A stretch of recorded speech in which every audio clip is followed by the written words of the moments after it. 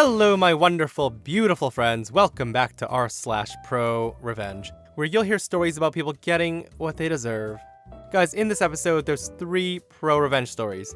The first, OP gets some lovely revenge on someone who keeps going on his driveway. The second story, OP exposes his greedy aunt and has the IRS ruin her. Oof. And we'll finish up with a short story where OP exposes a fake doctor. Yikes. My friends, I do hope you enjoy the stories today and hit that subscribe button for future stories. Let's dive in. So, we don't own a car and live at the end of a cul-de-sac. I have people use my driveway all the time to turn around. It's not a huge deal to me. It's a little annoying when they compact the snow and it's harder to shovel, but whatever. One of my neighbors had a ride service come pick up their child every day. The van would park in my spot and begin honking at 8 a.m. Half the time he'd be half parked on my grass.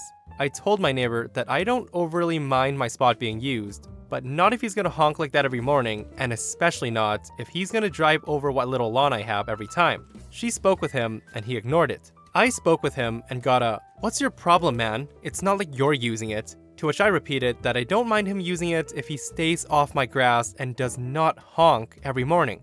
Apparently suggesting that he wait till the kid notices he's there, or, God forbid, have to drag his ass out of the car to knock on the door, was just ridiculous and inhumane of me. So I left a recycle bin at the foot of my driveway, and he just ran over it.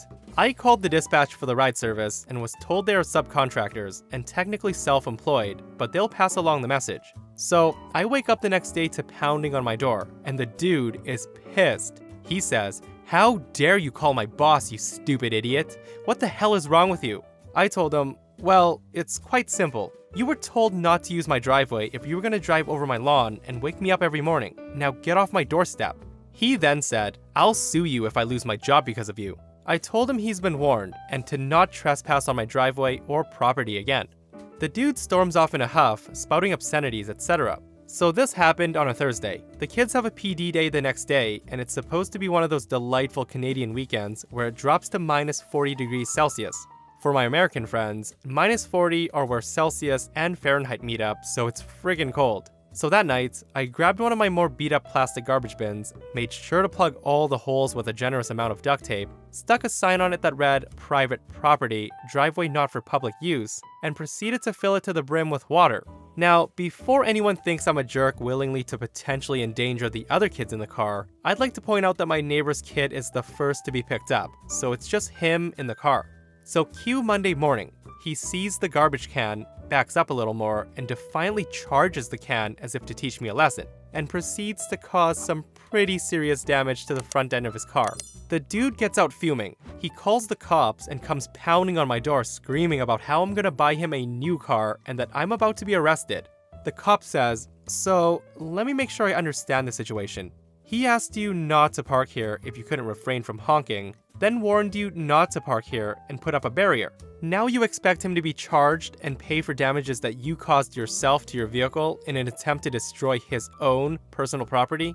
I will never forget the look on his face when the officer said, "Yeah, that's not how this works." He then turned to me asking if I wanted to pursue charges for him damaging my personal property. I gave him the biggest smile I could muster and said, "Nah, I think we're good." I then went back inside to enjoy a morning coffee while watching him from my kitchen window as he paced back and forth in the cold, waiting for a tow truck, and having to call the company he worked for to explain why they needed to send out another driver to complete his route. Guys, these are my favorite revenges. The ones where people are malicious and then it ends up backfiring on them, and they damage their own property. This reminds me of a story I read a long time ago where a guy in a truck kept running over OP's mailbox, so he had it cemented into the ground. That one was a pretty good one as well.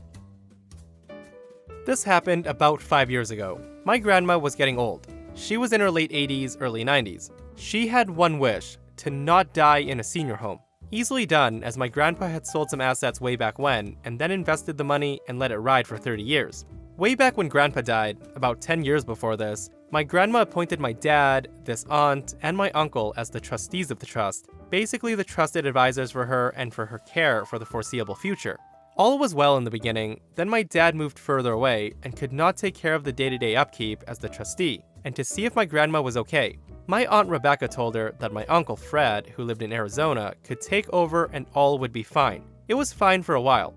A few times my dad went back to visit, he noticed my grandma didn't always have overnight care, or that her mail wasn't picked up and the driveway wasn't plowed. She also lost her cable TV and newspaper subscription. My dad figured it just lapsed, so he had the services put back on. My dad also noticed that my grandma was eating moldy food at times because her truck was sold and she had no transportation. She basically chilled at the house alone and did crossword puzzles. The craziest part of this is that my aunt only lived 2 miles away from my grandma, but my grandma told my dad that she saw my Aunt Rebecca once a week on Saturday for about an hour. As with the elderly and age, my grandma passed away. She did get her wish and was able to die in her own home. Upon her death, things started to get real interesting. Once the probate lawyer got her children, who was my dad, my aunt, uncle, and another estranged aunt, Becky, around the table, some shady business started to come out. My Aunt Rebecca asked that everyone just forego any audits or paperwork and they just sell the house for around $400,000, and then divide up the remaining bank account balance, which was roughly $400,000 as well. So just on signing the line, each sibling was to get a check for $200,000. Not too bad of an inheritance. My dad thought that was somewhat a little rushed. He said at the time he wanted to wait because my grandma's house was easily in the $600,000 range based on the size and location. My aunt explodes in his face, cursing him and calling him all kinds of names because he was unwilling to sign the assets then and there. She basically wanted a quick close while everyone looked the other way. My dad ended up leaving the room after the screaming, and the deal wasn't signed that day. It took nearly 6 months before another appointment, and they were back at the table. The thing is though, when you're a trustee and the person dies, the funds and access to financial accounts are all under heavy scrutiny until all the beneficiaries are made aware and sign the final papers. At the next meeting, my dad went in there with no intention to sign the deal. He got my brother, who's my Uncle Fred, to agree that they audit the entire account going back 5 years. When they demanded this again at the meeting with the lawyer, my aunt ended up arguing that a forensic audit would cost them $5,000 and it's a waste. Like, what difference does that make? 2 beneficiaries requested it, so it's what was gonna happen. The audit report showed up about 3 months later, and here's where things get good. My dad began looking over the audit reports and saw it was full of holes, like excessive monthly food costs for a 90-year-old lady. There were also payments for car services for a car that my grandma no longer had. Many different things there that did not add up. My dad asked me to give the audit a second look, so I spent a Saturday night going over it, and here's some crazy stuff I found and told dad about it.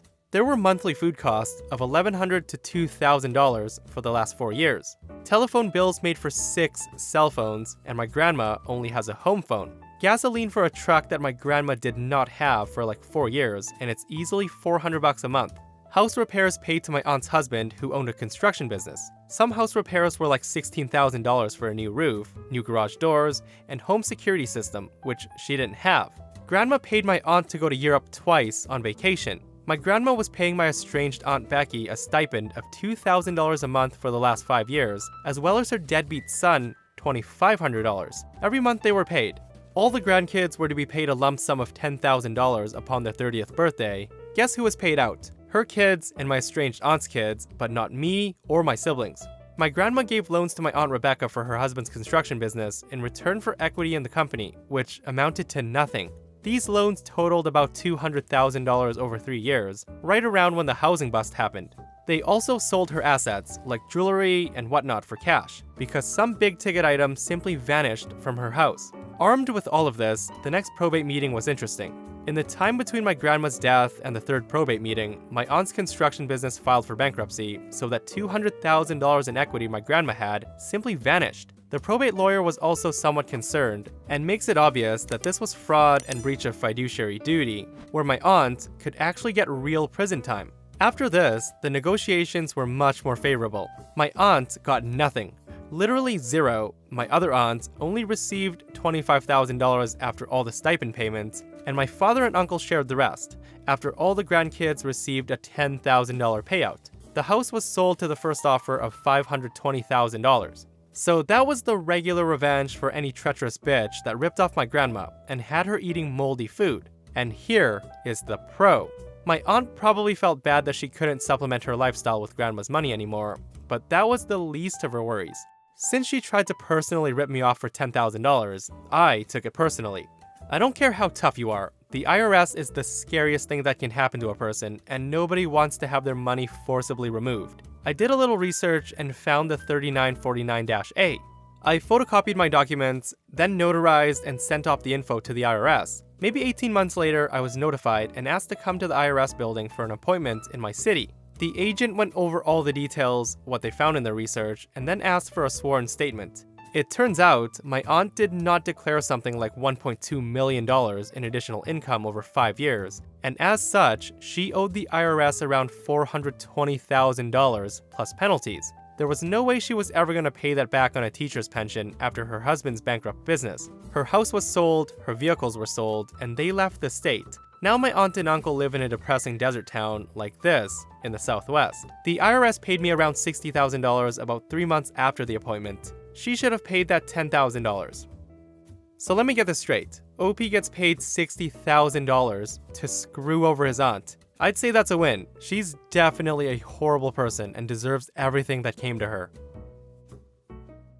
So my neighbor, who we shall call Christy, would report us to our HOA for literally everything she didn't like. Trash cans still on the street at 5 p.m. on trash day, reported. Kids bike outside while kids are still playing, reported. Didn't mow on the weekend, reported Monday morning. Dog barking at 2 a.m. in the afternoon as she and her dog walk on the path behind our house, reported. In many cases, these were not issues covered by the HOA, but due to repeated reporting, the board did fine us, and I had to go spend the evening waiting through a 2-hour meeting to have them removed. So this kept happening and was driving me nuts. Both my wife and I spoke to her and tried to find out why she felt this was okay, and she told us, "You just need to do a better job being a good neighbor." So fast forward to early this summer. She posts on a neighborhood website sharing a video about the anti-vax movement. In general, the replies are pretty aggressive about telling her that she's full of it, but she keeps pushing back, leading to a super long post about how we're all wrong and that we should listen to her because she is a doctor. She signs it Dr. Christy, last name, naturopathic physician. At this point, I'm mostly just wondering what the heck any kind of doctor would be against vaccines. This made no sense to me, so I started digging. I find that Christy was listed as a doctor on sites where you could find physicians. I dug more into what exactly a naturopathic physician was and found that in my state of Colorado, they're regulated and required to maintain a license to practice. I checked into it and found out the following. 1. Christy was not in the state database as a naturopathic physician. 2. The board who regulates it has an online reporting tool. At this point, I took all the information I had, grabbed the screenshots, and checked my timeline and reported her as claiming to be a naturopathic physician when she was not.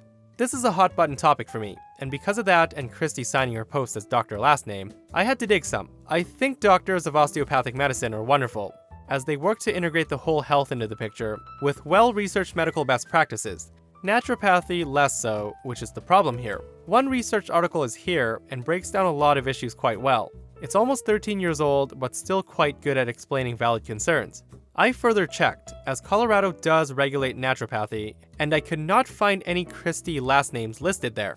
My thought was that this is entirely possible that she holds a license to practice in Colorado, and my search wasn't working. But even just searching her first name or zip code in my town, or the town near us, provides no results for Christy last name. There are 2 naturopathic doctors in the town near us, and her name was nowhere to be found. At this point, Christy locked the post and later deleted the entire thing. I was pretty dang happy that she removed the post, but today, it got better. In the mail, I received a copy of the cease and desist letter that Christy received from the state about a month ago. It told her that she must cease and desist her practice immediately. And that, my friends, brings us to another end of r/ProRevenge. Guys, if you missed the last episode of r/ProRevenge, a tenant does $100,000 in damages to OP's mom's house, and she ends up taking his house over a decade later. Check it out if you haven't, and I'll see you guys in the next one. I love you.